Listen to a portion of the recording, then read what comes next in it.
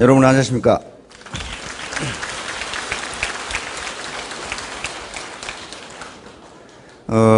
어제 저녁에 이 시나리오들 작성하시느라고 많이 못 주무셨죠? 예, 하룻밤 안 자도 죽지 않습니다. 이게 야전에서 제일 힘든 훈련 중에 하나가 전투단 훈련이거든요. 특히 이제 이 연대 전투단 훈련을 시작하면 이 장교들, 특히 작전과에 있는 장교들은 거의 잠을 못 잡니다. 주야간 계속 이 상황이 계속 벌어지니까, 물론 병사들은 재워야죠. 그러나 기획을 하고 작전을 하고 하는 장교들은 거의 잠을 못 잡니다. 그래서 저도 연대 전투단 훈련을 하면서 한 3일 못 자니까 젊었을 때인데도 저 엉덩이만 붙이면 잠이 오더라고요. 그러니까 불면증에 시달린다고 하는 게 게을러서 그런 것 같아요. 사정없이 뛰어다니니까 이게 뭐 잠이 안 오고 자시고 하지가 않더라고요. 그리고 밥이 맛이 없는 그런 소리가 나오지가 않아요. 제가 삼사관학교에 있으면 삼사관학교가 우리나라 사관학교 중에서는 제일 큽니다. 1년에 장교가 한 6천 명이 나와요. 그래서 온갖 장교들을 다 만들어냅니다. 거기는 우선 이 대학을 졸업한 사람을 장교로 사관학교 입학시켜서 생도로 만들고, 또 대학에서 학사학위를 받은 사람을 학사장교로 또 만들고, 석사학위를 받은 사람들 석사장교를 만들고, 그 다음에 이제 군의관들 군의장교 만들고, 사법고시 합격한 사람들 법무관 만드는 과정이 있고, 그 다음에 이 목사, 신부, 군승 등 성직자들 성직자 만드는 과정이 있고 등등 많이 있습니다. 그런데 사회에서 제법 좋은 음식을 먹고 자랐던 젊은이들이 군대 들어오면 밥을 안 먹어요. 하루 동안. 밥이 맛이 없거든요. 그런데 우리는 무지무지하게 맛있는데 처음 온 사람은 맛이 별로 없는 모양이에요. 그걸 뭐 군대 갔다 온 아저씨들은 다 아시지. 짬밥이라고 그러는데. 그런데 먹거나 말거나 내버려둬요. 그래 놓고 아침 6시부터 잠잘 때까지 뛰어제끼면요, 그 이튿날은요 아무것도 안 남아요. 아무것도 안 남아요. 뭘 안 먹느니 뭐니 그런 게 없어요. 열심히 하면 밥맛도 좋고요, 잠도 잘 옵니다. 어제 제가 이 춘추시대 얘기를 했는데요. 춘추시대가 끝나면은, 춘추는 공자님이 쓰신 역사책 이름이 춘추입니다.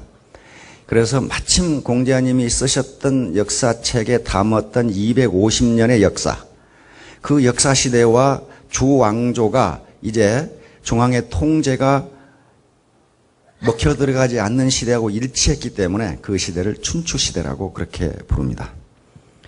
춘추시대가 끝나면 이제 전국시대로 넘어가는데요.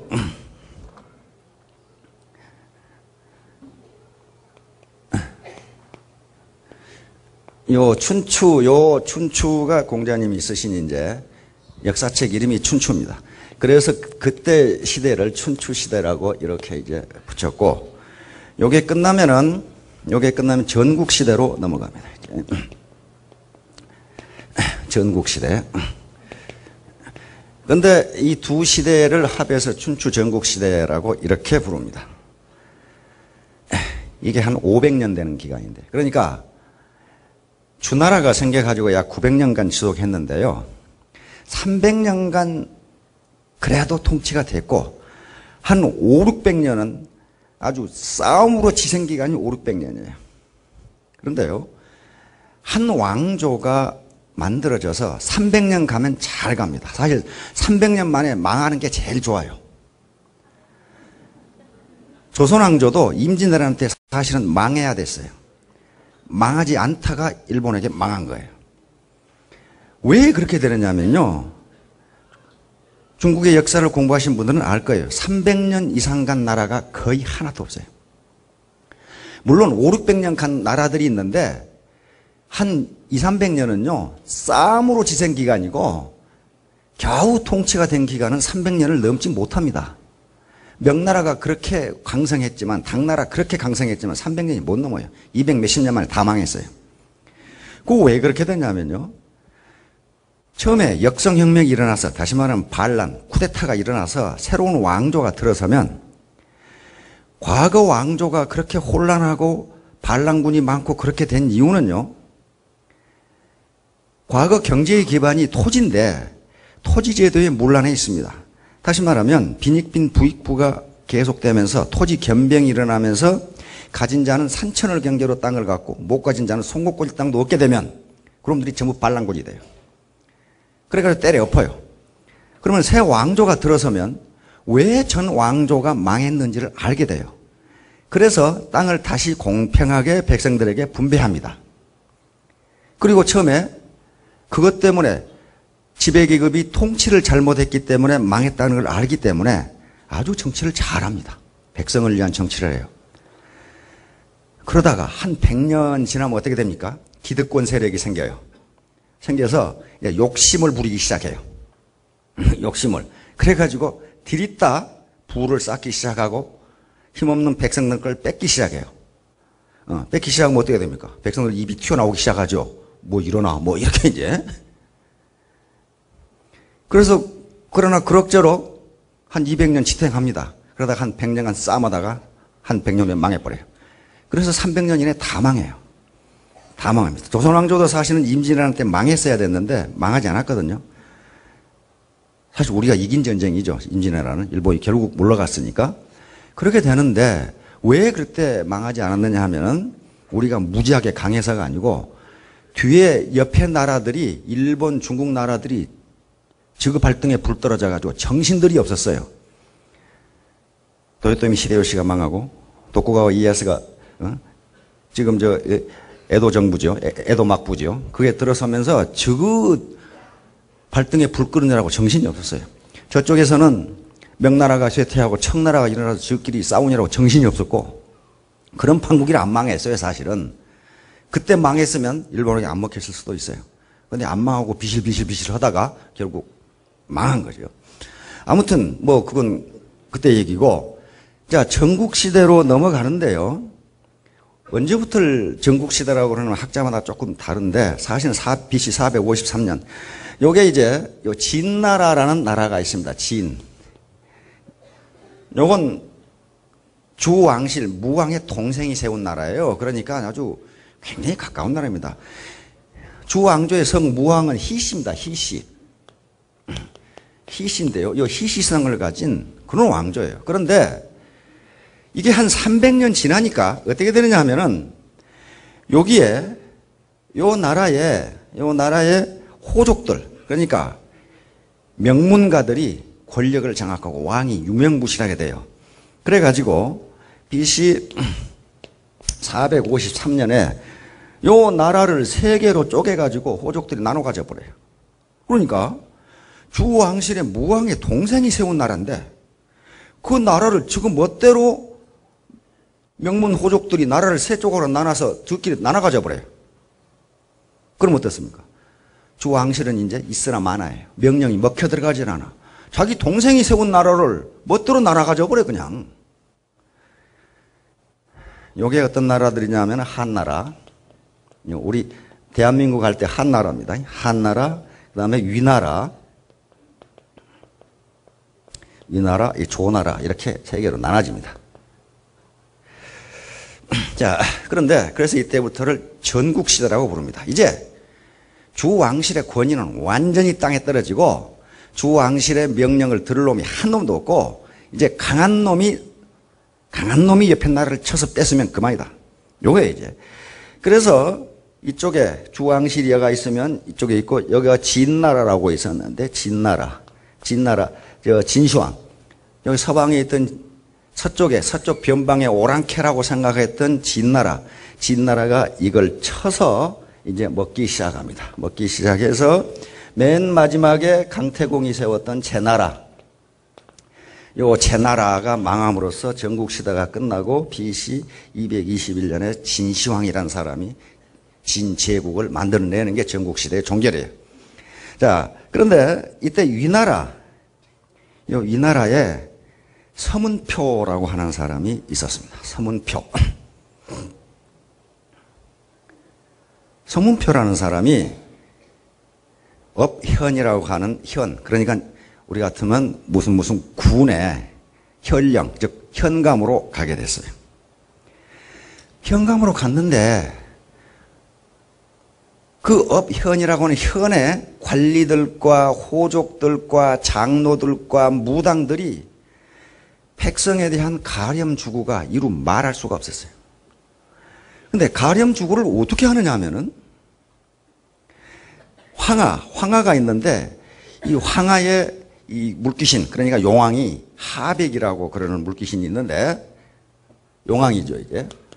항하를 지키는 하백이라고 하는 물귀신이 있는데, 이 용왕한테 매년 예쁜 처녀를 골라가지고 그 용왕한테 시집을 보내야 된다, 이게. 그래가지고 그 현에서 매년 예쁜 처녀를 몇 명 골라가지고 하백에게 시집 보내는 의식이 매년 치러져요. 그런데 그 행사를 한다고 세금을 어마어마하게 걷어가지고 조금 쓰고 나머지는 권력계층이 다 나눠 가져요. 그걸 호족들, 관리들, 무당, 장로 이런 사람들이 전부 나눠 갖는단 말이에요. 그러니까 백성이 살 수가 없어요. 그 다음에 예쁜 딸을 둔 사람들은 전부 고를 떠나요. 언제 자기 딸을 잡아다가 하백에게 시집 보낸다고 황하강에 던져버릴지 모르니까 전부 도망가. 그래서 서문표라는 이 관리가, 이 학자입니다. 그 업현의 현감으로 갔어요. 그랬더니 보니까 그런 아주 몰직한 행동을 하고 있거든.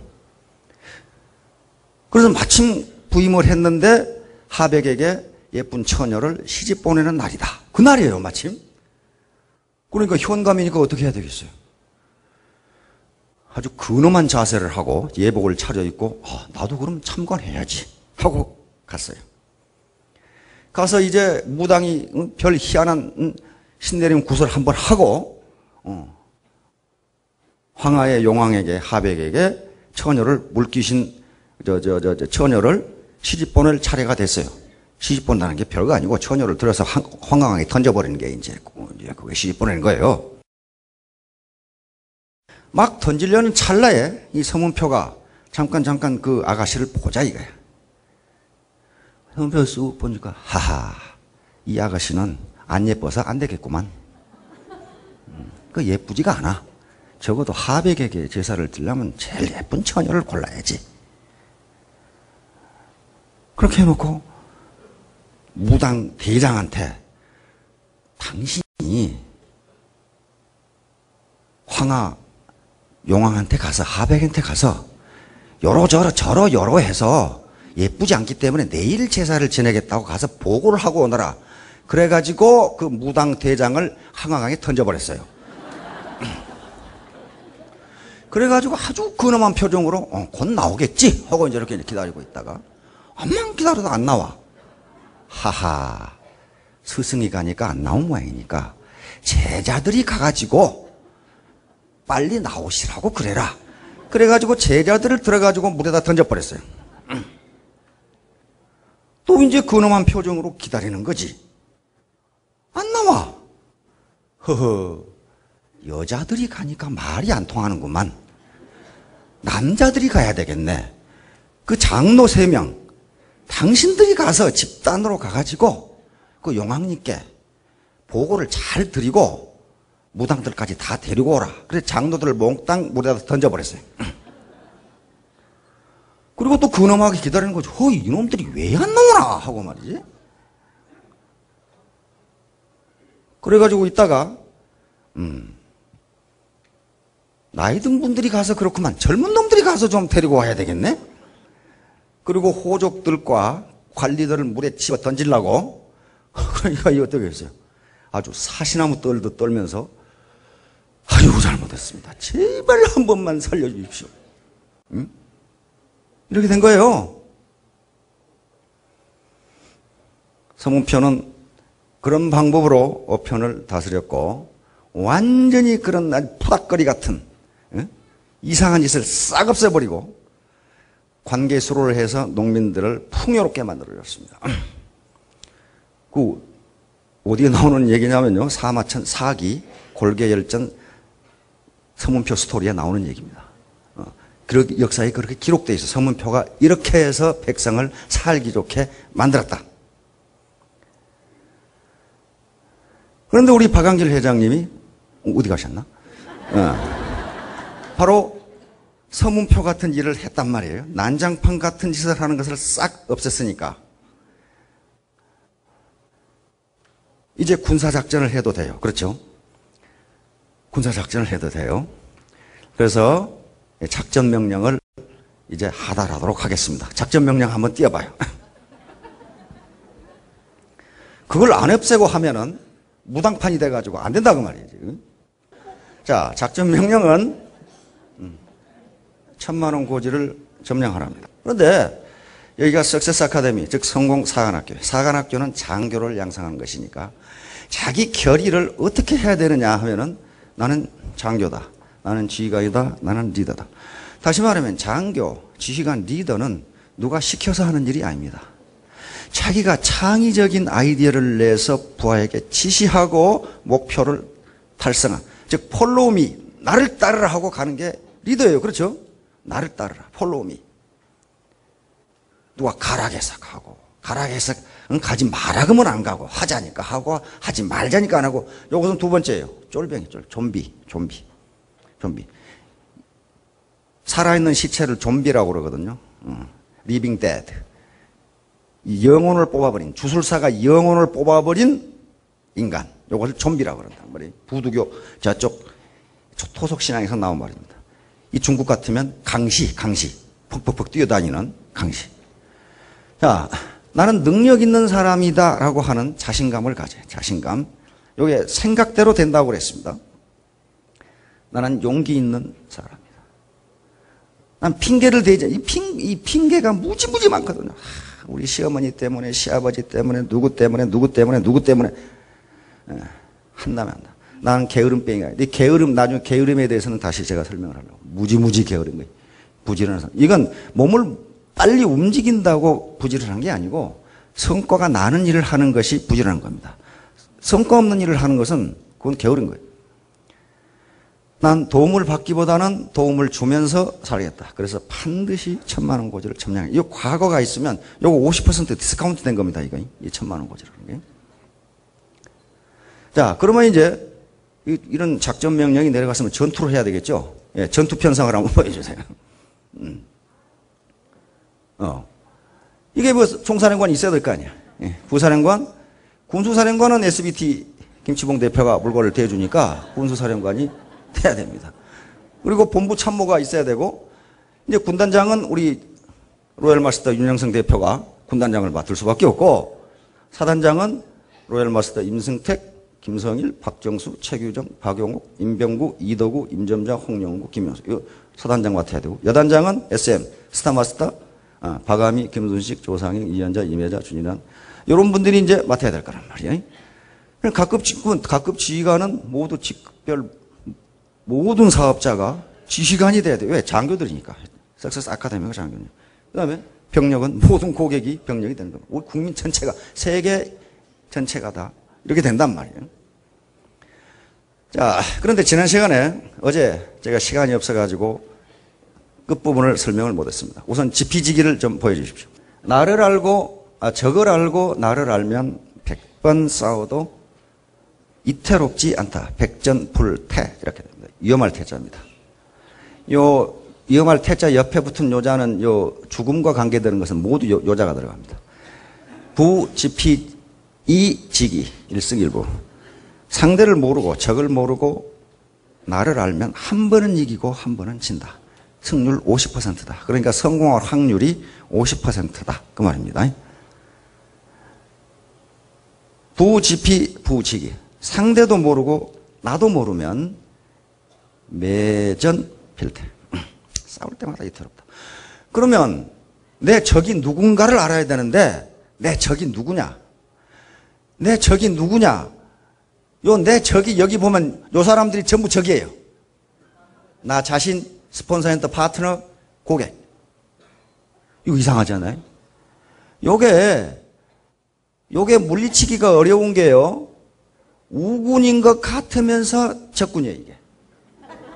이게 적이 명확하면은 가서 때려 부수면 되는데, 이게 우군인 것 같으면서도 적군이에요. 우리 대중가요에 님이라는 글자에 점 하나만 붙으면 남이 된다. 그거하고 똑같아요, 이게. 똑같아요. 그래서 어려워요, 이게. 그래서 적과 아군을 구분하기가 매우 어려워요, 이게. 그 중에서도 가장 강한 적이 누구냐 하면 나 자신이야, 이게. 나 자기 자신을 이기기가 무지무지 힘들어요. 그러니까 세계의 모든 유인들, 철학자들, 현자들이 자기 자신을 이기는 사람은 성공한다. 이구동성으로 하거든. 그 얘기를 한단 말이에요. 모든 철학자들이 그 말을 한다는 것은 그것이 어렵다는 걸 의미합니다. 그것이 쉬우면 그런 말 하지도 않아요. 그런 말 하지도 않습니다. 나 자신이 제일 극복하기 어려워요. 나 자신 뭐가 있어요? 우선 체면이 있죠. 우리는 체면의 문화거든요. 그걸 수치의 문화라고도 하죠. 우리 문화는 수치의 문화 또는 체면의 문화라고도 합니다. 수치의 문화.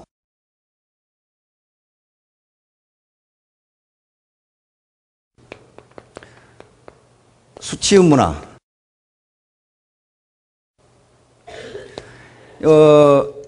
수치가 가치 기준의 행동의 하나의 기준이 되는 걸 수치의 문화라고 그럽니다. 요걸 다시 말하면 내가 하는 행동이 어떤 절대적 원칙이나 절대적 기준에 따라서 옳으냐 그르냐가 내 행동을 규정하는 게 아니고 내가 하는 행동을 남이 어떻게 생각하느냐가 행동의 기준이 되는 문화를 수치의 문화라 그래요. 요게 가장 대표적인 게 한중일 삼국입니다. 그런데 그 중에서도 제가 보기엔 한국이 가장 강해요. 수치의 문화를 만들어낸 것은 루스 베네딕트라고 하는 문화인류학자가 콜롬비아 대학 교수였는데 일본의 문화를 분석하면서 국화칼이라는 책에서 일본의 문화를 수치의 문화라고 그렇게 규정을 했는데 사실은 더 강한 것이 한국의 문화예요. 내가 하는 행동이 절대적 진리 기준에서 옳으냐 그르냐가 내 행동을 규정하는 것이 아니고 내가 이런 행동을 했을 때 남이 어떻게 생각할 것인가가 행동의 기준이 되는 문화를 수치의 문화라고 그렇게 이야기합니다. 하여간에 이것 때문에 체면이라는 것이 항상 발목을 잡아요. 그리고 자존심이라고 하는 것이 그 자존심도 체면과 관계되는 겁니다. 그 자존심은 자기가 자기를 존경하는 마음인데요. 존중하는 마음. 그거 굉장히 좋은 겁니다. 그런데 그것이 남과의 관계에서 그 자존심이 나와요. 자기 스스로 그 자존심이 나면 매우 좋아요. 여성 사업자분들 혹시 집에서 자존심 때문에 근사한 옷 입고 화장하고 그렇게 계세요? 그런 거 없어요. 자존심이고 나발이고 양푼에다 밥 위에서 볼때기 터지도록 먹고 그런 게 남이 안 보기 때문에 그래요. 남이. 그 체면과 관계 없으니까 그래요. 자기 자존심이 있다면 집에서도 병아리 모이 먹듯이 먹어야 될 거 아니에요. 이렇게. 근데 그런 남이 없으니까 그런 자존심이 지켜지질 않아요. 그래서 이 자존심과 체면이 서로 결부되면서 다리를 잡으니까 문지방을 넘지 못하고 거기서 넘어져요. 요걸 극복해야 되는 게 가장 큰 문제예요. 특히 여성분들은요, 관계가 무지무지 복잡해요. 여기 일단 결혼을 하면은 나가 있어야 되는데 나는 온데간데 없고, 대표적으로 남는 게 아줌마하고 누구 엄마하고 둘이 남죠. 그래가지고 이 관계가 시댁과의 관계, 친정과의 관계, 어디 동창, 계모임, 뭐 교회 누구누구.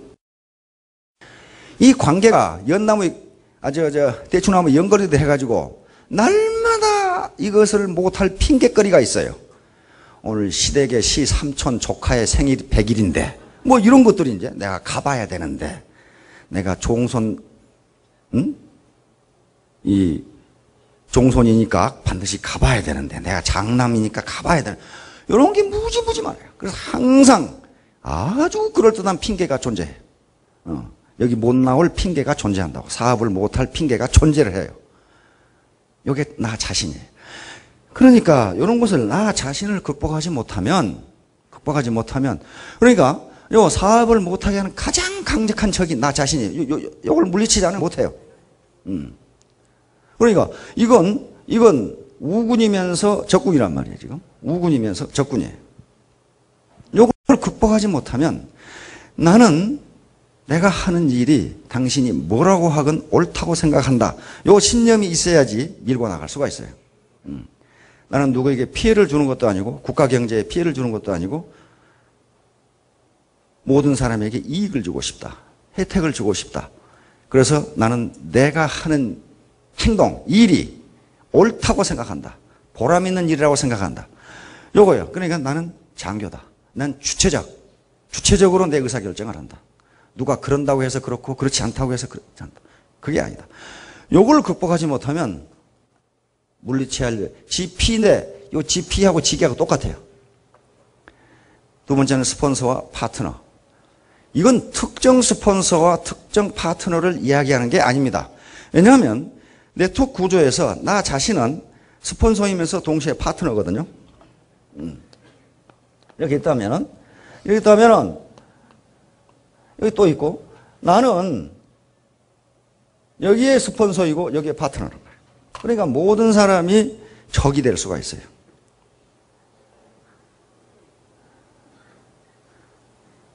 마치 자기 파트너를 자기 사조직의 부하인 양 자기 패러다임대로 다루려고 하는 사람. 그것은 뭐하고 똑같으냐면은 자기가 낀 안경을 벗어주고 이건 무지무지하게 잘 보이니까 이거 끼고 다녀. 그것도 똑같아요. 패러다임은 안경이거든요. 어떤 현상이 아니고 현상을 보는 눈을 패러다임이라고 합니다. 현상을 이해하는 사고의 틀을 패러다임이라고 그래요. 똑같은 현상이라도 어떻게 생각하느냐에 따라서 행동이 달라지거든요.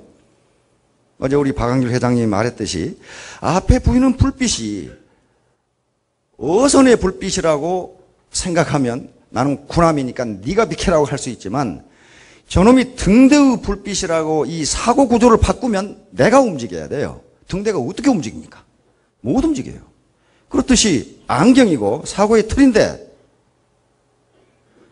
자기가 쓰고 있는 안경을 파트너에게 벗어주고 이거 끼워. 내가 써보니까 무지무지 좋거든. 안 보이는데요? 안경은 괜찮은데 네 눈이 엉망이라 그래. 눈을 바꿔! 그러면 그게 되는 얘기예요. 안 돼요. 그러니까 독단적인 자기의 패러다임대로 일렬종대로 세우려고 하는 스폰서는 우군이 아니라 적이에요. 이건. 왜 그러냐면 본부에 있어 보면요. 내 저놈 보기 싫어서 내 그만두겠다 하는 사람이 많거든요.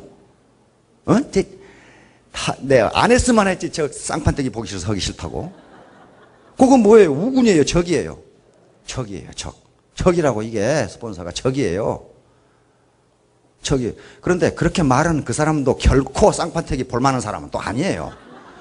그리고 자기가 장교고 리더고 지휘관이면 자기가 열심히 뛰어서 뭐 하려고 않고 스폰서가 뭐 안 도와주나 하고 요것만 받아먹고 아주 거머리처럼 달라붙어서 빨아먹는 그런 아주 회개망측한 파트너도 있어요. 이게 당신이 나를 리크루팅 했으니까 뭐게 살려야 될 거 아니냐 뭐 있다고 소리하는 이건 아주 왼수 덩어리야. 그렇죠? 아주 짐덩어리. 파트너가 아니라 파트너는 그 말 자체로 동료라는 뜻이거든요. 그렇죠? 동료예요. 나를 도와주는 동료 우군이어야 되는데 아이고 저걸 그냥 저놈이 없으면 얼마나 좋을까 하는 파트너가 있어요. 그러나 그 때려주기도 못하고 어떡하겠어요. 어떡하겠어요. 이건 특정 파트너, 특정 스폰서를 얘기하는 게 아니고 자기 자신을 얘기하는 겁니다. 왜냐하면 네트워크 조직에서 모든 회원은 파트너인 동시에 스폰서가 된단 말이에요. 그래서 앞에 전투편성에서 본 바와 같이 또는 작전명령에 본 바와 같이 자기가 석세스 아카데미, 다시 말하는 성공사관학교를 졸업한 성공사관학교의 생도인 장교 후보생이고 장교로고 리더고 이렇게 감안한다면 어디에 거머리처럼 달라붙어가지고 그렇게 한다. 그것은 서로 상호 협력해서 브레인스토밍을 하고 협력하고 그렇게 하지 말라 그런 게 아니에요. 자기 할 노릇을 다 하고 내가 이렇게 해보니까 이런 문제가 있는데 스폰서님 이걸 어떻게 해결하면 좋겠습니까? 이렇게 해야 되는데 해보도 않고 이거 해결해 주시오. 그러면 이게 완전 거머리 아니야 이거. 그렇게 안 된다고 말이에요. 그러니까 이게 우군인 동시에 우군의 얼굴을 하고 있는데 적군이야. 아이고 저놈만 없으면 좋겠네. 그렇게 된단 말이에요. 저걸 물리쳐야 돼. 다시 말하면 스스로 할 일을 다 하고 애로사항이 있을 때 형제들이나 또는 같은 센터에 있는 사업자들이나 스폰서나 파트너에게 서로 문의하고 도와주고 이렇게 해야 여기서 시너지 효과가 나오는 겁니다. 시너지는 1 플러스 1이 2보다 커지는 걸 시너지라 그러죠. 시너지 효과가 나오는 거예요. 어르신들은 시너지가 뭔지 어디서 말라먹다 나온 건지 시너지는요, 어르신들이 이해하기에 가장 좋은 것은 두 남녀가 만나서 애를 낳는 게 시너지예요. 그렇잖아요. 하나 플러스 하나가 3이 된 거 아니에요, 지금. 2가 되지 않고. 그러니까 많이 나오면 많이 날수록 시너지 효과가 큰 거예요, 이게. 그런데 이 시너지는요, 결코 다른 사람과 만나야 시너지가 나옵니다. 생각이 다른 사람과 만나야. 같은 남자가 만나서 애를 낳았다? 에이, 그건 말이 안 돼요. 같은 여자가 만나서 애를 낳았다? 그건 총을 다른 데서 맞고 온 거예요. 그렇게 되지 않아요, 그건.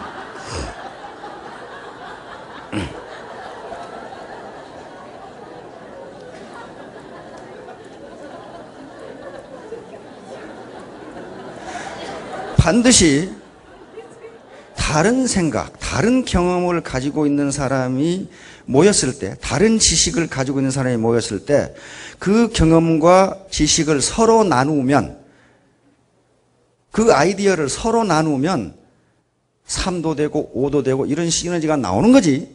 똑같은 생각, 똑같은 행동, 똑같은 지식을 가지고 있는 사람이 만나면 시너지가 나오질 않아요. 이게 자연의 법칙입니다. 나오질 않아요, 거기서는. 마찬가지로 우리 호적법에 동성동본 금원이 있었죠. 지금은 완화돼서 8촌인의 금원. 그렇게 된 게 어떤 거예요? 같은 혈족끼리 결혼하면 거기서 열성이 나오지 우성이 나오지가 않아요. 그래서 그렇게 한 거예요. 그게 자연법칙이에요. 유전학이고. 그렇죠? 그렇듯이 스폰서라는 사람이 자기 안경 벗어주고 이마에 다 끼워. 이거 내가 끼워보니까 무지무지 좋거든. 그렇게 하면 그 시너지가 안 나와요. 나오지를 않습니다. 상호 인터랙션이라고 그러죠. 상호작용에 의해서 시너지가 나온단 말이에요. 그 상호작용은 어떤 때 가능하냐? 상호 생각이 다르고 경험이 다르고 지식이 다르고 연령이 다르고 성별이 다를 때 상대방은 자기가 모르는 경험과 지식을 가지고 있거든. 나는 상대방이 모르는 걸 가지고 있고 상호 교환하면 더 커져요, 지식이. 방법이 나온다고요. 그런 방법으로 해야 돼요.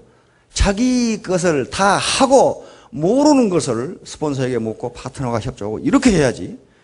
가만히 앉아가지고 이거 어떻게 하죠? 뭘 어떻게 해? 지가 해봐야지. 그래서 얼른 보면 스폰서와 파트너가 우군 같은데 님이라는 글자에 점 하나만 찍으면 남이 돼버려 이게. 그래서 스폰서 꼴보기 싫어서 못하겠다는 사람이 많은데 그 사람도 또 꼴보기 싫은 사람이 밑에 사람이 보면은 왜? 자기 일을 안 하고 스폰서한테 기대니까 스폰서 원망만 할 거 아니에요. 마지막으로 고객인데 이 고객이 우리 우군 같은데 사람 화나게 만들죠. 당신아예 뭐 그런다든지 아이고 오죽 할 일 없으면 그따구 짓거리 하고 있냐. 네가 어쩌다 그렇게 됐냐. 그럼 어때요? 화가 자존심이 있는 대로 상하게 만들죠 이게. 예. 우군 같은데 아주 열불나게 만드는 게 고객이에요 이게 사실은. 요걸 극복하지 못하고 거기서 화를 낸다거나 그만두면 고객에게 지는 겁니다. 그렇죠? 적에게 지는 거예요. 적에게 지는 거라고. 저는 텔레비전에 미즈노 순페이라고 하는 그 일본인 남자 텔레비전에 자꾸 나왔었어요. 대담 프로에. 미즈노 순페이 전남대학의 일본어 교수. 전남대학의 한국문학을 전공해서 박사학위를 받으러 왔다가 거기 일본어 교수를 하는 미즈노 순페이가 나와서 말을 아주 전라도 사투리에다가 또 일본 이 패러다임에다가 하니까 굉장히 재밌었어요. 그 양반이 나와가지고 이제 이 톡쇼를 진행하는데 KBS인가 뭐 MBC인가 기억이 안 나요. 거기서 어떤 실험을 했냐면은 이 PD들이 같은 콩나물 가게인데, 콩나물 파는, 요 콩나물 가게가 있어요. 콩나물 파는 아줌마가 이제, 진짜 아줌마더라고.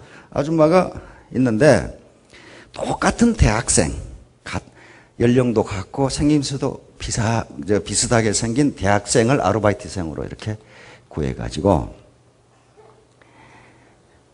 콩나물 2,000원어치를 사는 거예요. 콩나물 2,000원어치를 사는데 이 대학생한테는 미션을 어떻게 줬냐 하면은 가자마자 트집부터 잡아라. 가자마자 아줌마 이 콩나물 농약 안 뿌렸어요? 이 콩나물이 좀 싱싱하지 못한 것 같은데 이거 먹어도 돼요? 뭐 이제 이런 식으로 시비를 하는 거예요. 왜 가게가 좀 허접하네요? 뭐 이제 뭐 이런 식으로. 그러니까 이 아줌마가 콩나물 2,000원어치를 꼭 병아리 눈물만큼밖에 안 줘요. 이만큼. 이 대학생한테는 최대로 친절하게 하라. 그래가지고 가자마자 아줌마 손을 톱썩 잡고 아이고 아줌마 우리 엄마 손하고 똑같네요. 그러면서 고생 무지무지 하셨네요. 손을 보니까 뭐 그러면서 이야 콩나물 참 맛있겠네. 뭐 이런 식으로 아이고 2,000원어치 주세요. 이만큼을 한 보따리를 줘요 콩나물.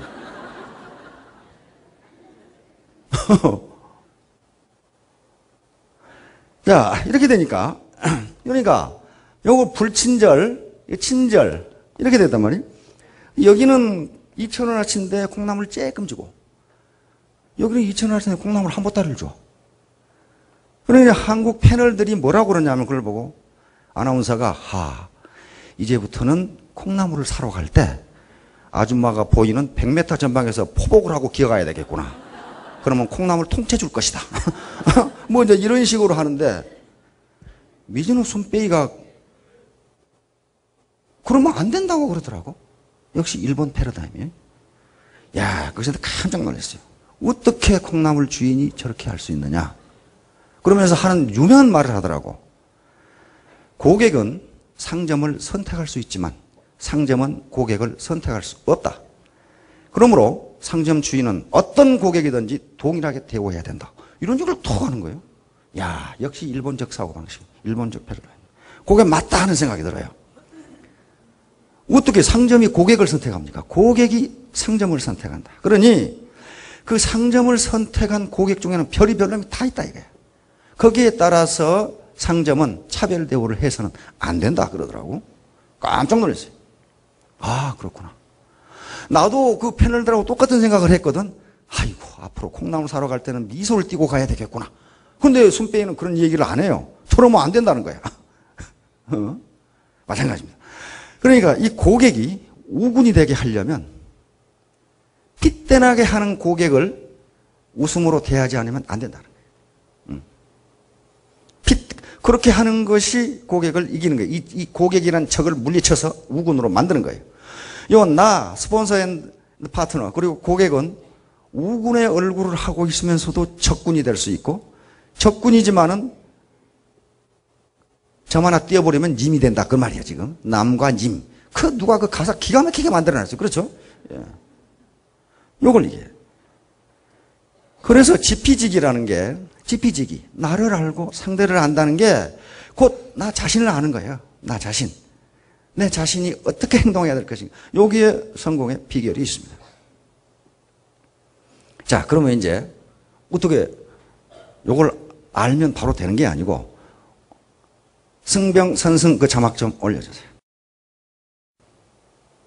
이것도 역시 손자병법의 지피지기 다음에 나오는 얘기입니다. 알겠죠? 그러면 상대를 알고 나만 알면 이기느냐? 그게 아니라는 거예요. 그게 아니라는 거예요. 지금 서구에 영어로 가장 많이 번역되는 책 중에 하나가 손자병법입니다. 누가 보느냐? 미국이나 서구의 기업인들이 봅니다. 왜? 기업은 전쟁이니까. 기업인들이 봐요. 가장 많이 읽히고 미국의 저명한 CEO들이 손자병법에서 영감을 얻는 게 많아요. 자, 보세요. 승병, 여기서 병은요, 군대를 이야기합니다. 병은 병사를 이야기하기도 하고 군대, 전쟁, 병기 등등을 이야기하는 여기서는 군대예요. 승병, 이기는 군대는 선승, 먼저 이겨놓고 이후 구전, 그 후에 전쟁을 시작한다. 그 말이에요. 먼저 이겨놓고 전쟁을 시작한다. 지는 군대는 패병, 지는 군대입니다. 지는 군대는 선전, 먼저 지가 이길지 질지도 모르고 먼저 싸워놓고 이기기를 바란다. 그런 말이에요. 싸워놓고 이기기를 바란다. 자, 이겨놓고 싸움을 시작해도 이길 뚱말뚱한데, 성공할 뚱말뚱한데, 이길지 질지도 모르는데 싸움을 시작한다. 그럼 10중 8구 차요. 먼저 이긴다는 게 뭐겠어요? 어제 제가 말씀드린 바와 같이 이 애터미 사업, 즉 애터미 사업이 됐건 세탁소가 됐건 빵집이 됐건 간에 내가 이 사업을 해서 성공할 수 있다는 객관적 조건, 과학적 조건이 갖추어져 있는가 하는 걸 먼저 봐야 된다는 거예요.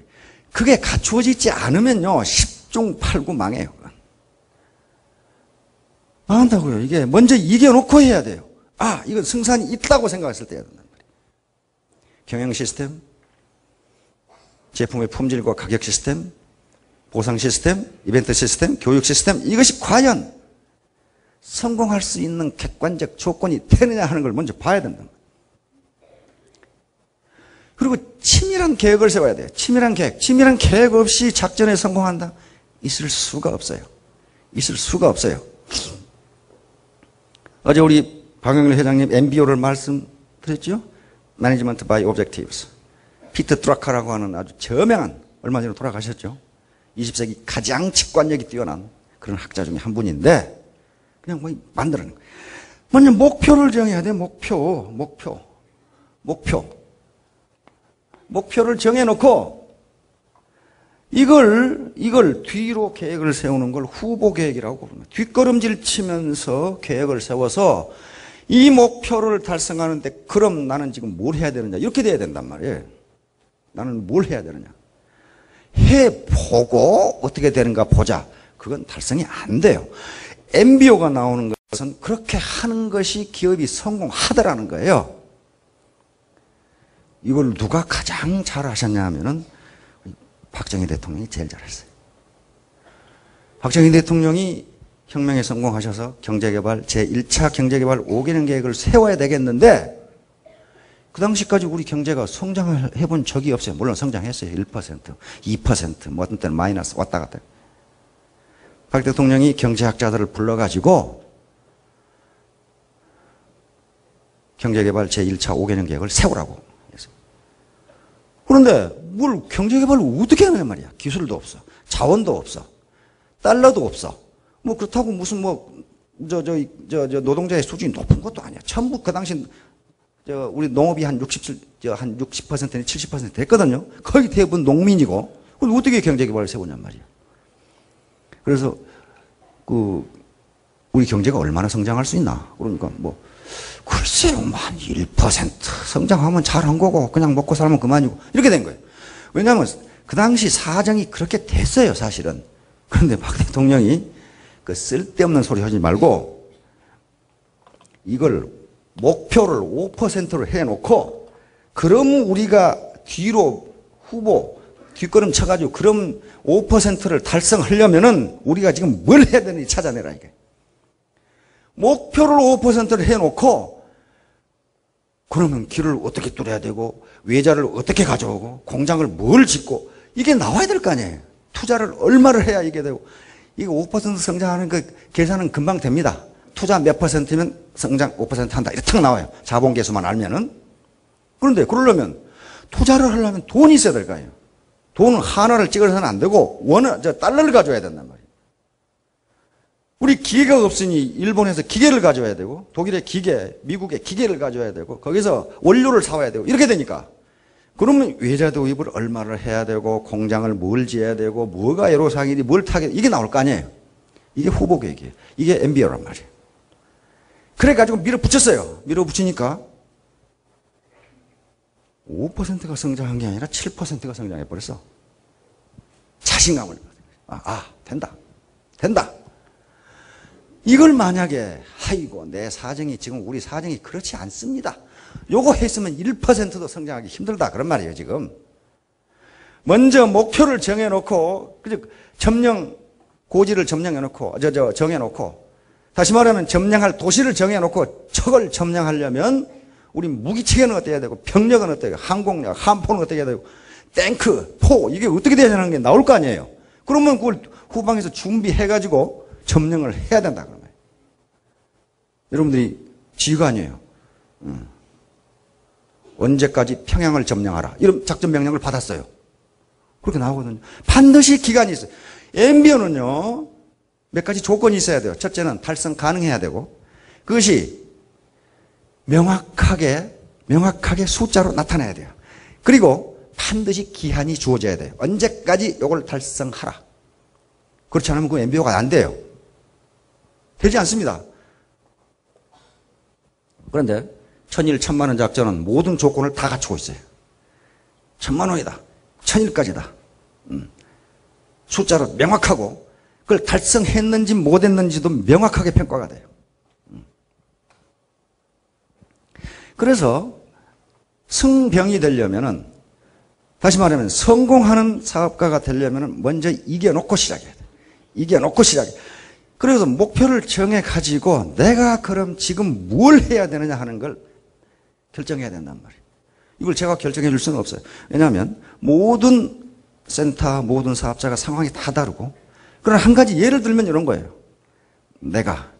우리 센터에서는, 우리 팀에서는 하루에 몇 포인트 이상 걷기 전에는, 몇 명 이상 리크루트하기 전에는 퇴근 자체를 안 넣는다. 이런 게 하나의 목표가 행동 지침이 될 수 있단 말이에요. 행동 지침이. 그리고, 그래서 브레인스토밍을 해서 우리 그렇게 하려면 이렇게 하자. 이런 게 아이디어이고, 이제 행동 계획이라면. 작전 개시야, 작전 개시. 다른 팀에서 어떻게 하는가 하는 것은 벤치마킹은 되지만은 전부 상황과 입장이 다르기 때문에 그걸 그대로 카피해서는 안 됩니다. 자기 주체적으로 그 팀에서 결정해야 돼요. 카피하면은 잘 안 되는 수가 있어요. 카피하다가는 베니스 상인이 고추 장사가 되는 수가 있다 이 말이에요 지금. 남 그걸 그대로 베끼면.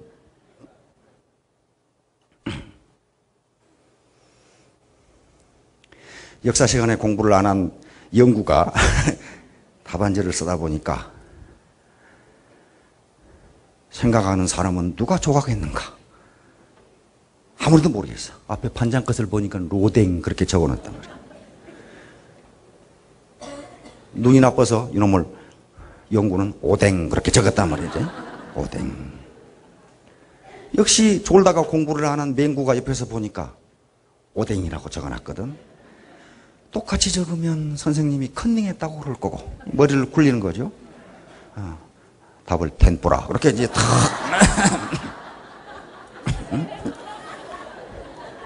회심의 미소를 띠는 거죠. 그게 카피예요. 카피. 벤치마킹을 할 수 있지만 이렇게 카피를 하면 안 돼. 머리를 굴리면 그런 식으로 굴리면 안 된다고 말이에요. 자기 주체적인 아이덴티티를 가지고 해야 된다. 그렇게 해서 먼저 이겨놓고 싸움을 시작해요. 먼저 이겨놓고, 자, 객관적 조건은 갖추어져 있다. 그러면 주체적 조건을 어떻게 할 것이라는 것은 혼자 하지 말고, 아까 적이 될 수 있는 요 부분을 전부 우군으로 만들어서 해야 돼요. 우군으로 만들어서. 그렇게 하면 적이, 즉 남이 님이 될 수가 있어요. 요거 임도 되고 남도 되고 그렇게 되니까요. 그러면 이제 패병이 되지 않기 위해서는 준비를 해야 된단 말이에요. 준비. 여기서 박 대통령이 5%를 달성하라 하고 작전 명령을 내렸어요. 그러니까 경제학자들이 그 당시 젊은 경제학들이 있습니다. 송정법이니 뭐 이런 경제학자들이 총동원돼가지고 그 계획을 세웠어요. 젊은 경제학자들이 안 나오니까, 왜냐하면 그 성장 못한다 이거야. 박 대통령은 어떻게 했느냐? 헌병대를 동원해가지고 체포해 왔어요. 이 자식들 오라면 원한 거지 말이 많아. 그래가지고 모아놓고 경제개발 5개년 계획을 세우기 시작했어요. 그래서 성공을 한 겁니다. 5% 성장하겠다고 했는데 7%가 달성돼요. 그 뒤부터 10%씩 막 성장해버려요. 왜? 뭐가 붙었어요? 파워가 추진력이 붙은 거죠, 이제. 그 다음에 가장 큰 것은 리더의 자신감이었어요. 되는구나. 그러니까 1,000만 원 천일 1,000만 원 고지를 점령하라 했을 때 죽으라고 하다 보면 2,000만 원이 되고 2,500만 원이 될 수 있다, 그 말이에요. 이게 최저 목표니까 박 대통령이 최저 목표 5% 탁 정해라고. 그런데 실제 성장에 첫 해 7%를 성장해버리니까 어떡하겠어요? 더 높이 잡아라. 10% 성장해버려. 그렇게 안 했으면요. 아이고, 우리 형편에 무슨 경제개발입니까? 이렇게 됐을 거란 말이에요. 이렇게 됐을 거예요. 정중 회장님, 조선공장 지어놓고 배 수수받으러 갔어요. 완전히 황무지 사진하고, 거북선 사진하고 들고 가셨죠? 그 밀어붙여가지고 된 거예요, 그냥. 밀어붙여가지고. 그러면 이제, 이렇게 준비를 한다는 게 뭐냐? 준비를 한다는 게 공부하는 거예요, 공부하는 거. 공부한다 그러면, 아이고, 또, 내가 공부하기 싫어서 내가 참, 그놈의 수학 공부, 영어 공부, 국어 공부, 제일 하기 싫은 게 국어 공부. 무슨 시에다가 밑줄 그어놓고 이게 뭐냐 그러면 시를 쓴 사람도 몰라. 그 말이 뭔 말인지를. 저번에 김춘수 시인이 텔레비전에 나와서 그런 말씀을 하시더라고. 여러분, 김춘수 시인 아시죠? 우리 국민들에게 어떤 시를 가장 좋아하냐 이렇게 설문을 했더니 김춘수 시인의 꽃이라는 시를 제일 좋아한다. 그렇게 나왔어요. 그리고 김춘수 시인이 텔레비전에 나와, 지금 돌아가셨죠? 나와서 그래서 대학 입시에 꽃이라는 시가 제일 많이 나와요. 뭐 주지주의 시라나 뭐 언어 파괴 시라나 뭐 그따구 소리 하는데 그래서 이 김춘수 시인에게 대학 입시 문제를 풀어보시라고 그랬어요. 그 시를 쓴 분이니까 그렇죠? 근데 40점이 나왔어. 40점. 100점에 40점. 이게 뭔 말이냐 이거야 이게. 이게 뭔 나도 모르겠다 이게 지금 뭔 말인지. 국어 시간에 국어를 그따구로 가르쳐 놓으니까 전부 하기 싫어요. 시나 문학은 그걸 읽고 느끼면 되는 거예요. 왜냐하면 사람마다 그걸 느끼는 방법이 다르니까 요건 주지주의 시고 언어 파괴 시고 있다고 소리 하면은 그 김춘수 시인 작가 자신이 그래 나는 언어 파괴를 한 적이 없다 이거야 지금. 그런데 자꾸 저 평론가들은 언어 파괴했다고 난리 법석을 띄고 그렇게 안 쓰면 틀렸다고 그러고 그러니까 말이 안 되는 거죠. 시는 무조건 외우고 좋으면 되는 거지. 그걸 분석을 해가지고 난리 법석을 띄니까 전부 공부가 하기 싫은 거예요. 수학도 마찬가지. 수학도 가게 가서 10,000원 내고 3,000원짜리 담배 사오면 7,000원 내주고 이게 수학인데 그냥 무슨 소리인지 모르는 소리를 저도 그 고등학교 때 선생님한테 그 질문했다고 아주 혼이 난 적이 있어요. 계속 이 양반이 삼각함수를 푸는데 저걸 도대체 어디다 써먹으려고 푼지를 모르겠어요. 무슨 뭐 코사인 몇 도에다가 거기다가 또 코사인만 붙어있는 게 앞에 로그 코사인 얼마에다가 막 붙어있으니까 그래 수학 선생님한테 물었어요. 그거 어디다 쓰려고 한장한테 물었어요. 그러니까 선생님이 깜짝 놀랐어요. 이 자식이 말이야 문제는 풀어는 문제는 안 풀고 뚱땅 같은 소리를 한다고 기야만 실컷 받았는데 그거 나중에 사관학교 가서 보니까 그거 없으면 안 돼요. 그러니까 고등학교 선생님이 그걸 몰랐던 거예요. 사관학교 교수한테 물으니까 야 씨가 그것도 모르냐 이게. 나중에 제가 포병인데 포병 가서는 그걸 모르면 포가 나가질 않아요. 코사인 몇 도 이걸 모르면 안 나가요. 그러니까 이게 몇 도를 쏘느냐에 따라서 사거리가 다르잖아요. 이게 전부 삼각함수로 되어 있는 거예요. 그게. 하여간에 공부 그러니까 아이고 내 죽었구나. 공부하기 싫어서 장사를 하고 왔는데 또 공부냐. 그게 아니라니까. 공부는요 크게 3가지입니다. 머리 공부, 마음 공부, 몸 공부. Intellectual discipline, mind discipline, physical discipline. 머리 공부 중에 제일 중요한 것은 패러다임이에요. 패러다임. 내 사고의 틀을 어떻게 하느냐 하는 게 패러다임이에요. 그게 어려워요? 그게 무슨 코사인보다 어렵습니까? 내 사고의 틀. 세상을 보는 눈을 어떻게 가질 것이냐 하는 게 머릿 공부제 제일 중요해요. 지식을 갖는 게 중요하지 않다고요. 그것보다 더 중요한 게 패러다임을 어떻게 갖느냐는 거예요. 지금 농경사회, 산업사회를 거쳐서 지식정보사회에 들어왔는데 아직도 이 머릿속이 농경사회나 산업화사회 그 패러다임을 가지고 있다면 이걸 뜯어 고쳐야 된다. 이건 자기밖에 못해요. 그건 자기밖에 못해요. 우리 박한길 회장님이 예를 들었죠. 저 어렸을 때만 하더라도요. 어쩌지 고등학교 때만 하더라도 딴 딸아는 거의 맞아 죽었어요. 저 자식 공부는 안 하고 말이야. 그렇게 했거든. 우리 동기생 중에 고등학교 동기생 중에 그런 애들 많아요. 막 시 쓴다고 시만 쓰는 녀석이 있고 글 쓴다고 하는 녀석이 있고 어떤 놈은 기타 치는 놈이 있고 그래요. 어떤 놈은 또 바둑만 계속 두는 놈이 있더라고. 그런데 그 애들 다 어떻게 됐어요? 다 훌륭하게 됐어요. 그 분야에. 사실은 공부를 잘한 거예요. 그렇죠? 공부를 잘한 거예요. 그러니까 지금 공부를 잘할 수 있는 것은 패러다임을 바꾸는 거예요. 지금은 지식정보 사회고 승자 독식 시대다. Winner takes all. 승자가 다 가져가는 시대예요. 그럼 우리가 승자가 돼야 된단 말이에요. 그러려면 알아야 되고 이 패러다임 자체가 바뀌어야 돼요. 그래놓고 이제 지식을 쌓아야 돼. 패러다임이 엉망인데 지식을 쌓는 것은 말이 되질 않아요. 예를 들면 배가 암초에 부딪혀가지고 가라앉으려고 하고 있으면 구명정을 타고 탈출해야 돼요. 그렇죠? 그래야 되는 거지. 배가 가라앉고 있는데 홀에 의자 정도 나고 있다. 의자가 왜 저렇게 돼 있어? 하고 의자도 그건 안 되는 거예요. 의자 정도를 해서 뭐 할 거냐 말이야 그거. 그게 패러다임이에요. 세상을 보는 눈, 사고의 틀이란 말이에요. 그래 놓고 이제 사업에 성공할 수 있는 공부를 해야 된다 그 말이에요. 공부라는 게 뭐겠어요? 도대체 유통산업이라는 게 어떻게 돌아가고 있고 급하지는 않지만 해야 돼요. 이 세계 경제 흐름, 국내 경제 흐름, 경제 사조가 어떻게 돌아가고 있고 고객을 리크루팅하고 하는데 설명은 어떤 방법을 하는 게 좋고 인간의 소비 심리는 뭐가 어떤 것이고 제품 그다음에 여기까지 건강과 관계되니까 건강은 어떤 것이고 등등의 공부하지 않으면 그런다고 해서 안 한다고 망하는 건 아니지만은 크게 성공할 수도 없어요. 큰 사업자가 될 수가 없다. 그러려면은 먼저 개선해야 되는 게 이 패러다임을 바꾸지 않으면 안 돼요.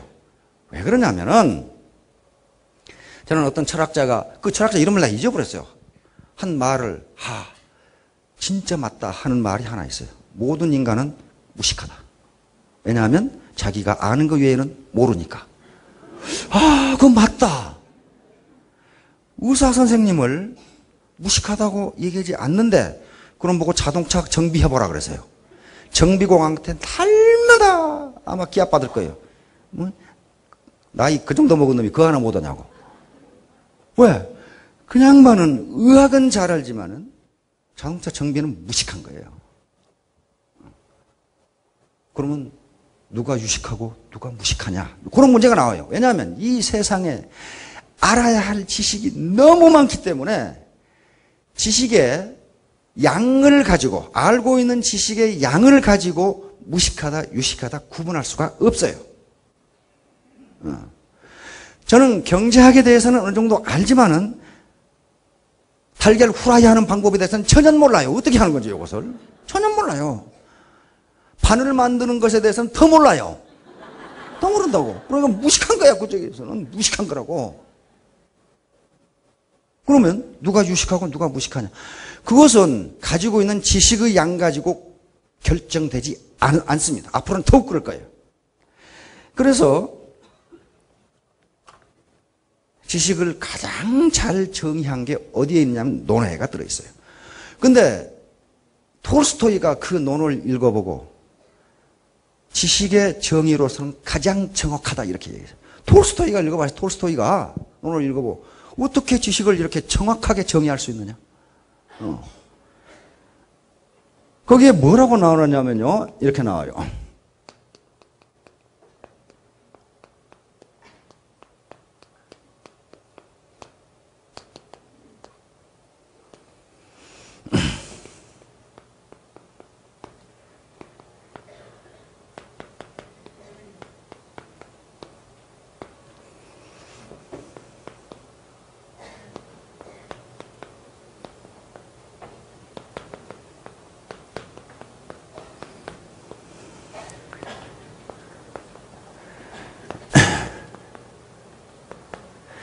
이 말이 무슨 말이냐면요.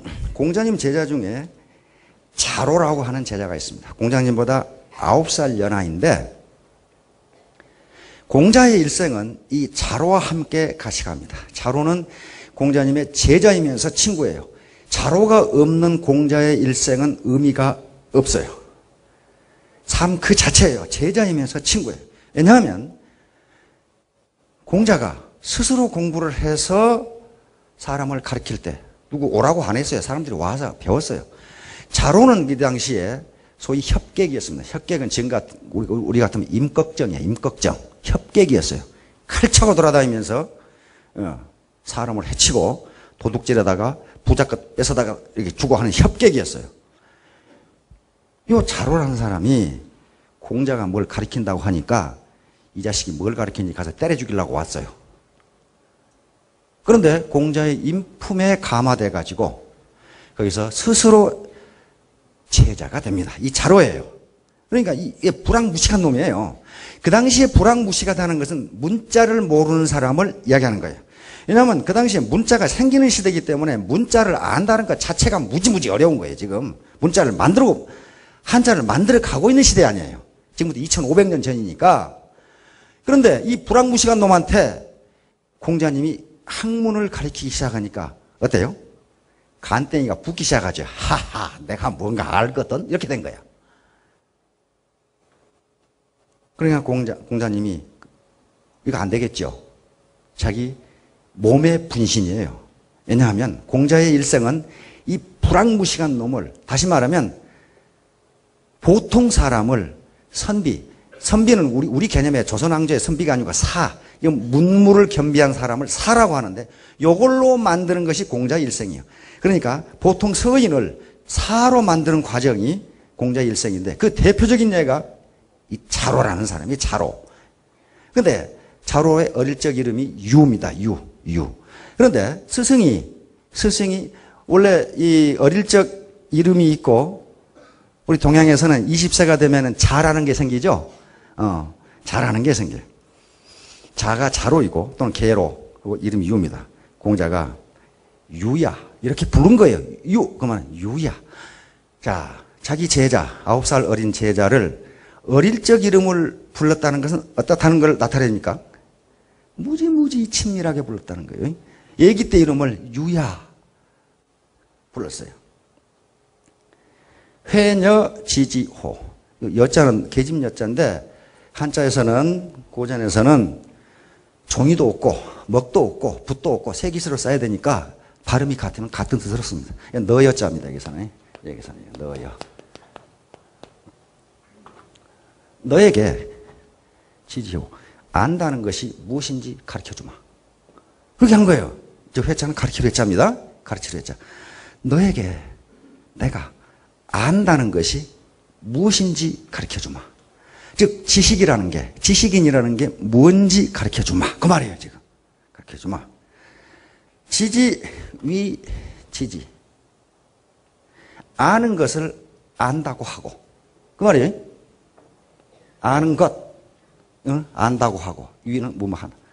부지 위 부지. 모르는 것을 모른다고 하는 것. 이것이 곧 아는 것이니라. 그 말이에요. 아는 것을 안다고 하고 모르는 것을 모른다고 하는 것. 이것이 곧 아는 것이니라. 왜 공자님이 저런 말을 했겠어요? 자식 글자 몇 개 알아가지고 아는 척하니까 그러지 말라는 거예요. 그래서 논어가 쉽고 좋다는 게 우리 이병철 회장님이 후계자 이건희 회장님한테 평생을 두고 읽으라고 준 책이 논어입니다. 논어. 겸손하라는 거예요. 겸손하라는 거예요. 그래서 여기에 여러 가지 훌륭한 경력을 가지신 분들이 많아요. 여기 학자도 계시고 박사님도 계시고 교수도 계시고 제가 압니다. 고급 공무원도 계시고 고급 장교도 계시고 거대한 기업을 경영하다가 어찌어찌 해가지고 사정상 여기 오신 분도 계시고 공직에 있던 분, 교사로 있었던 분. 저도 선생님을 오래 해보니까 선생님의 아주 나쁜 버릇이 사람만 보면 가르치려고 하는 습성이 있어요. 말이 많아, 말이. 아주 못된 버릇이 이제 그게 하나가 있는데. 그런 분들, 또 성직자를 오래 하신 분들, 성직자의 아주 못된 버릇도 사람만 보면 설교를 하려고 그래.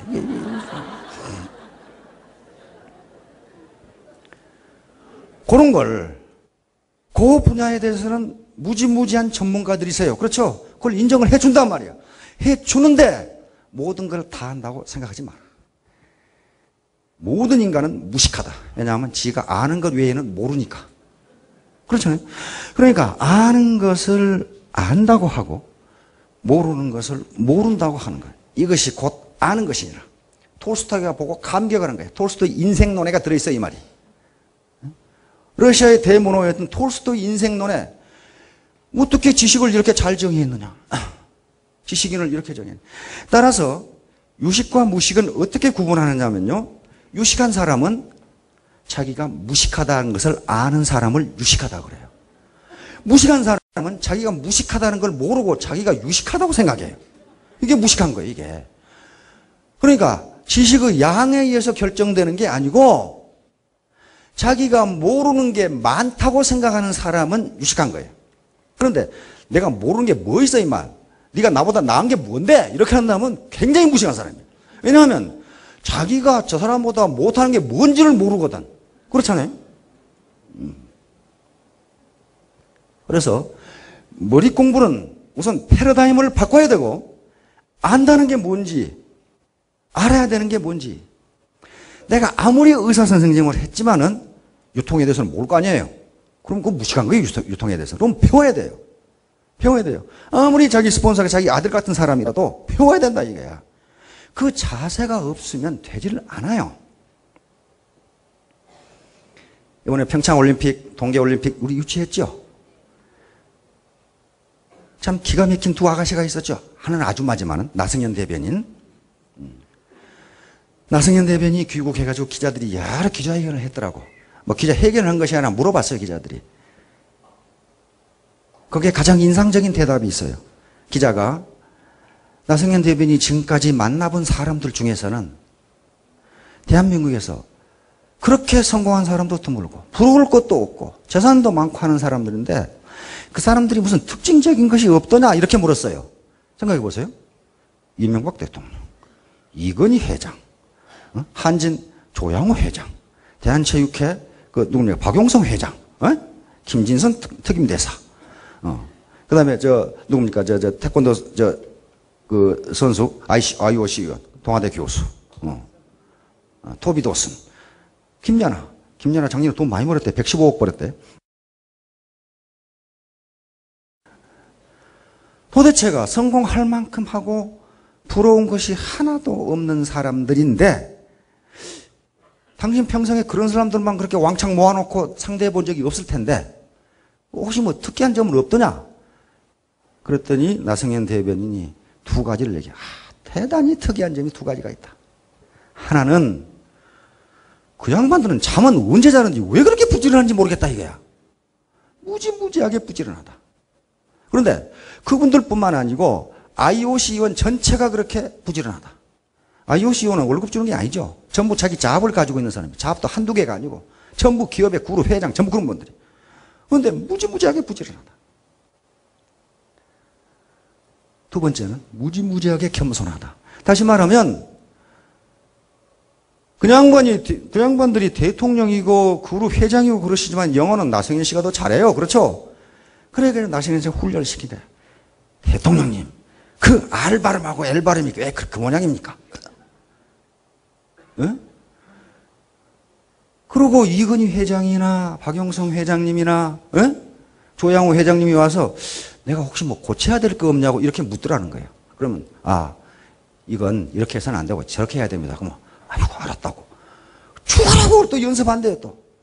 그래서 그 프레젠테이션을 어떻게 그렇게 화려하게 했느냐 그랬더니 그 팀이 대통령부터 팀이 100번을 연습했답니다. 100번 이상 했다고 돼 있어요. 나승현 대변인. 생각해 보세요. 인류의 대통령이 R 발음과 L 발음을 구분을 못 해가지고 100번을 연습하고 있는 거예요. 그거 다시 하라고. 응? 그래서 그 양반들이 성공을 한 거예요. 성공을 했기 때문에 그렇게 한 게 아니고 그런 태도를 가지고 했기 때문에 성공을 했단 말이에요. 그래가지고 고맙다 그러더라고요. 아니, 한진, 응? 칼 회장님이 뭐 답답하다고 그걸 100번을 연습하고 앉았겠어요. 나성현 대변인 옆에서 어게인, 다시. 그러면 다시 하고. 그래서 그렇게 화려하게 프레젠테이션을 할 수 있었다. 우리 조양호 회장님 프레젠테이션 연설을 하는데 방송사고가 일어났다고 보도 보셨죠? 중간에 이 방송한 놈이 졸다가 올림픽 참가를 내보내버린 거예요. 여기가. 깜짝 놀란 거지, 그냥. 연설을 한참 하는데. 그런데 조양호 회장님은 한번 보세요. 눈 하나 깜빡가지고 그대로 연설을 영어로 전부 다. 아마 그 노인들 영어 외우느라고 고생 무지무지 했을 거예요. 그렇죠? 전부 영어로. 아주 불쌍해. 조금은 불쌍해. 예? 박용성 회장 발음도 안 되는 걸 그냥 끝까지 그냥 영어로 하죠. 그냥. 예?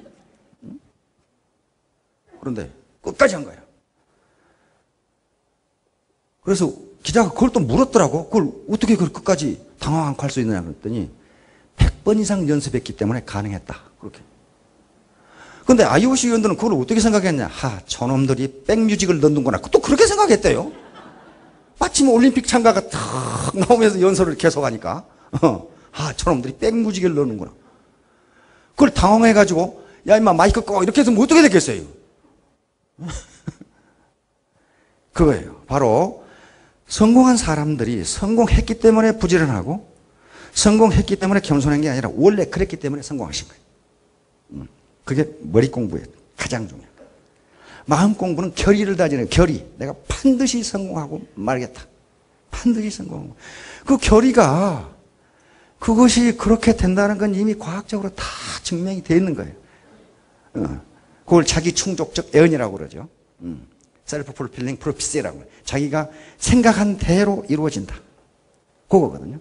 그 피그말리온 효과이고 자기 충족적 애언이 로버트 머튼이라는 미국의 저명한 사회학자가 만드는 이론인데 그 뒤로 사회학자들 그다음에 무슨 사회심리학자들이 모두 교육학자들까지 다 과연 그게 맞는지 실험을 했는데 어느 하나 맞지 않은 게 없어요. 생각한 대로 이루어진다. 제일 중요한 게 몸공부예요. 몸공부. 암만 머리로 그렇게 생각하고 마음으로 결심을 해도 엉덩이가 떨어지지 않으면 아무것도 이룰 수가 없어요. 몸공부가 가장 중요합니다. 실천에 옮겨야 돼요. 실천에 옮기지 않으면 절대로 되지 않아요. 우리 속담에 부뚜막에 소금도 집어넣어야 짭니다. 옆에 있다고 되는 일이 아니에요. 따라서 먼저 이겨놓고 싸우는 것은 공부를 철저하게 하는 것인데 그것은 먼저 패러다임을 바꿔야 되고 내가 배워야 할 게 많다는 걸 알아야 되고 이게 겸손이에요. 겸손. 그리고 내가 하는 일이 옳다고 생각하면 나는 장교이고 리더이고 그리고 지휘관이기 때문에 내가 하는 일은 당신이 뭐라고 하건 옳다고 생각한다. 당신이 더 알아봐라. 당신이 나보다 더 정보를 더 많이 가지고 있느냐. 알아봐라. 이렇게 이야기할 수 있어야 되고 이게 마음 공부예요. 그리고 몸으로 실제로 뛰어야 됩니다. 뛰지 않으면 안 돼요. 뛰지 않으면 안 됩니다. 자, 이런 공부를 철저히 해서 머리 공부, 마음 공부, 몸 공부를 철저히 하면은 아마 3년 이내에 초과 달성하리라고 봅니다. 자, 모두 크게 성공하시기 바랍니다. 감사합니다.